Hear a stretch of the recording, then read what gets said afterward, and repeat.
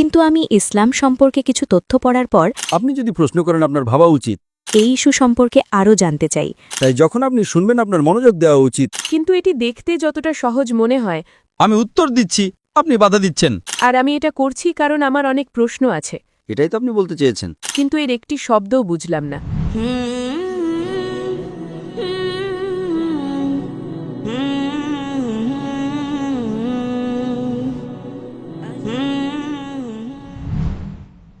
High, আমার নাম শানিস এবং আমি বিজনেস নিয়ে পড়া একজন ছাত্র।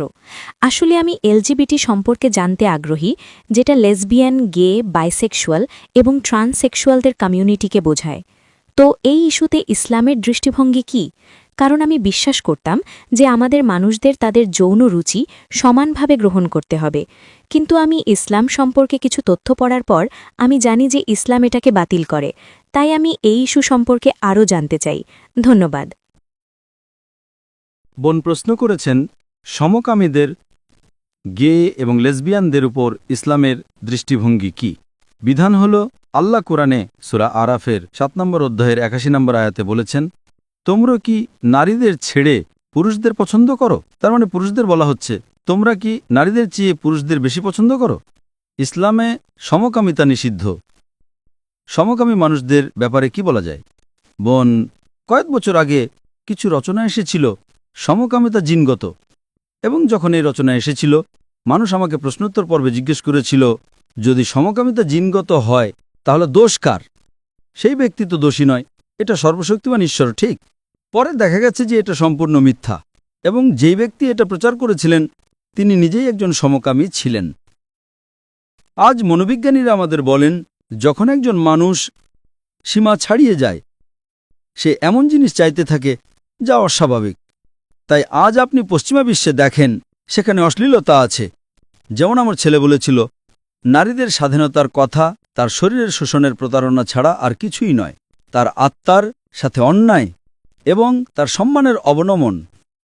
আজকের সমাজে আপনি বিজ্ঞাপন দেখেন, একটি মোটরসাইকেলের বিজ্ঞাপনে সবসময় একজন নারী থাকে। কতজন নারী মোটরসাইকেল চালায়?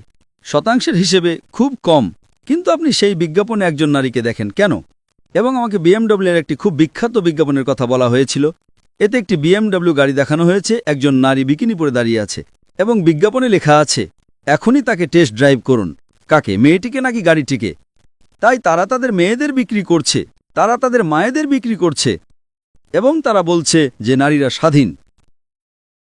কি হয় যে যখন আপনি সীমা ছাড়িয়ে যান, সব ধর্মই বলে যে আপনি যদি সম্পর্ক করতে চান আপনি বিয়ে করুন, ঠিক? হ্যাঁ। আমেরিকান পরিসংখ্যান অনুযায়ী আমেরিকা ইসলামের সাথে একমত নয়। ইসলাম বলে আপনি একাধিক স্ত্রী রাখতে পারেন, সেটা ভিন্ন প্রশ্ন। আমেরিকায় একজন গড়পড়তা আমেরিকান একজন স্থায়ী জীবনসঙ্গীর সঙ্গে বসতি করার আগে তার 8 জন ভিন্ন ভিন্ন যৌনসঙ্গী থাকে। কারো হয়তো 2টো, 10টা, 20টা থাকে, গড় হল 8। একজনের সঙ্গে বসতি করার আগে 8 জন ভিন্ন ভিন্ন যৌনসঙ্গী। তাই তারা আল্লাহর বিধানকে অবহেলা করছে।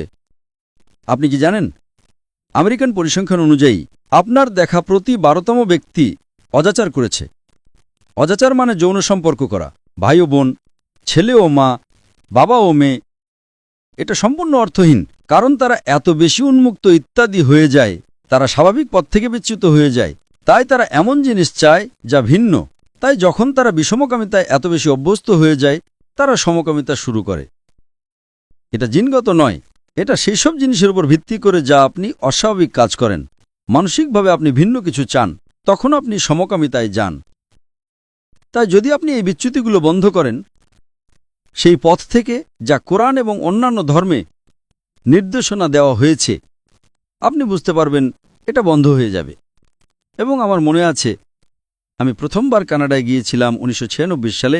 একজন পুরুষ আরেকজন পুরুষকে চুমা খাচ্ছে, এবং কানাডা সমকামীদের বিবাহ বৈধ করেছে।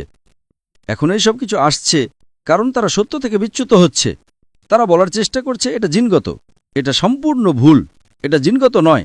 কোনো বিজ্ঞানী প্রমাণ করেননি যে এটা জিনগত, এটা সবই অনুমান। এটা মূলত তারা আপনার স্বাভাবিক জিনিস থেকে ভুল পথে থাকে, এবং এটাই ঘটে। তাই এই কারণে যদি আপনি সর্বশক্তিমান ঈশ্বরের আদেশ অনুসরণ করেন তাহলে এসব কিছু ঘটবে না। তাই যে কোনো অবৈধ সম্পর্ক, সমকামিতা, গিয়ে, লেসবিয়ানিজম সবকিছু নিষিদ্ধ। আশা করি এটা প্রশ্নের উত্তর দিয়েছে। শুভ সন্ধ্যা স্যার, আজ আপনাকে এখানে দেখে আমরা খুশি। আমার নাম রমিকা চন্দ্রা এবং আমি ডঙ্গুক বিশ্ববিদ্যালয়ে জীববিজ্ঞানের একজন গবেষক।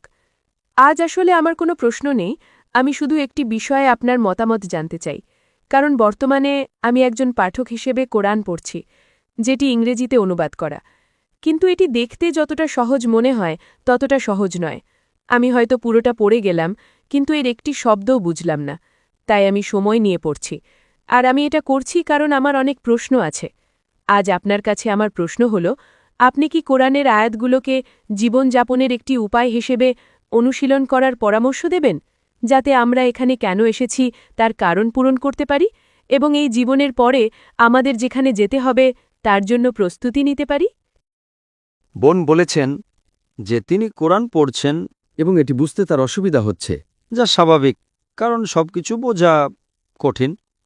তাই তিনি প্রশ্ন করেছেন যে কোরআনের আয়াতগুলোর সবকিছুই কি আমাদের মেনে চলতে হবে, কারণ আমরা এখানে আছি, এবং এটা কি বাধ্যতামূলক যে যদি আমরা তা অনুসরণ করি তাহলে আমরা পরকালে জান্নাতে যেতে পারব? এটাই তো আপনি বলতে চেয়েছেন। হ্যাঁ। বোন, এই কুরআন হল সর্বশক্তিমান আল্লাহ তাআলার পক্ষ থেকে তার শেষ ও চূড়ান্ত রাসূল নবী মুহাম্মদ সাল্লাল্লাহু সাল্লামের উপর নাজিল হওয়া শেষ ও চূড়ান্ত ওহী। এই কুরআন হল বিশ্বের সবচেয়ে ইতিবাচক বই। এটি মানবজাতির জন্য একটা ঘোষণা, দয়া এবং জ্ঞানের একটা ঝর্ণা। এটি পথভ্রষ্টদের জন্য একটা পথ প্রদর্শক, গাফেলদের জন্য একটা সতর্কবাণী। এটি সন্দেহকারীদের জন্য একটা আশ্বাস, দুঃখীদের জন্য একটা সান্ত্বনা এবং হতাশদের জন্য একটা আশা। এই কোরআন হল একজন মানুষ কিভাবে তার জীবনযাপন করবে তার নিয়মাবলী, একটি সমষ্টি। এই কোরআনে মানবজাতির সমস্যার সমাধান রয়েছে। এই কোরআন সূরা মুলক অধ্যায় নম্বর 6 আয়াত নম্বর 2 বলে, আল্লাযী খালাকাল মাউতা ওয়াল হায়াতা, তিনি আল্লাহ যিনি মৃত্যু এবং জীবন সৃষ্টি করেছেন, যাতে তিনি তোমাদেরকে পরীক্ষা করতে পারেন যে তোমাদের মধ্যে কে আমলে উত্তম। তাই বোন, এই জীবন একটি পরীক্ষা। ওকে। যদি আমরা কোরআনে দেওয়া নিয়মকানুন মেনে চলি তাহলে আমরা পরীক্ষায় পাস হব, আর যদি না মানি তাহলে আমরা ব্যর্থ হব। এবং আমাদের সৃষ্টির কারণ সম্পর্কে আল্লাহ সূরা জারিয়াত অধ্যায় নম্বর 56 আয়াত নম্বর 56তে বলেছেন, ওয়া মা খালাকতুল জিন্না ওয়াল ইনসা ইল্লা লিয়াবুদুন, আমি জিন এবং মানুষকে আমার ইবাদত করা ছাড়া অন্য কোনো উদ্দেশ্যে সৃষ্টি করিনি। আমাদের এখানে সৃষ্টির কারণ হল সর্বশক্তিমান আল্লাহর ইবাদত করা এবং তার আদেশ মেনে চলা। তাই যখন আপনি পড়ছেন তখন কিছু অংশ কঠিন মনে হবে, ওকে। কিছু সহজ মনে হবে, কিছুর সরল অর্থ থাকবে, কিছুর আবার অনেকগুলো অর্থ থাকবে। হ্যাঁ। কোরআন সূরা নাহাল অধ্যায় নম্বর 16 আয়াত নম্বর 43 এবং সূরা আম্বিয়া অধ্যায় নম্বর 21 আয়াত নম্বর 7 বলে, ফাসআলু আহলিয যিকরি ইন কুনতুম লা তা'লামুন, যা তোমরা না জানো তা জ্ঞানীদেরকে জিজ্ঞাসা করো। উদাহরণস্বরূপ, যদি কোরআনে এমন কিছু থাকে যা আপনি বুঝতে পারছেন না, তাহলে আপনি এমন কাউকে জিজ্ঞাসা করবেন যিনি সে বিষয়ে বিশেষজ্ঞ। যদি কোরআন বিজ্ঞান সম্পর্কে কিছু বলে তাহলে আপনি বিজ্ঞানীকে জিজ্ঞাসা করবেন। ওকে। যদি কোরআন গণিত সম্পর্কে কিছু বলে তাহলে আপনি গণিতবিদকে জিজ্ঞাসা করবেন। যদি কোরআন আরবি ভাষা সম্পর্কে কিছু বলে তাহলে আপনি সেই ভাষায় বিশেষজ্ঞ কাউকে জিজ্ঞাসা করবেন। সুতরাং আপনি যা বুঝতে পারছেন না তার উপর নির্ভর করে, অথবা এমন কিছু লোক আছেন যারা সাধারণত কোরআনের তাফসির বা ব্যাখ্যায় বিশেষজ্ঞ। হ্যাঁ। তাই বোন, যা আপনি বুঝতে পারছেন না তা জিজ্ঞাসা করা উচিত, যাতে আপনি আরও ভালোভাবে বুঝতে পারেন। এবং আমরা মানুষ হিসেবে এটি আমাদের স্রষ্টা সর্বশক্তিমান আল্লাহর বাণী, এবং এই জীবন বোন পরকালের জন্য একটি পরীক্ষা। আপনাকে অনেক ধন্যবাদ স্যার।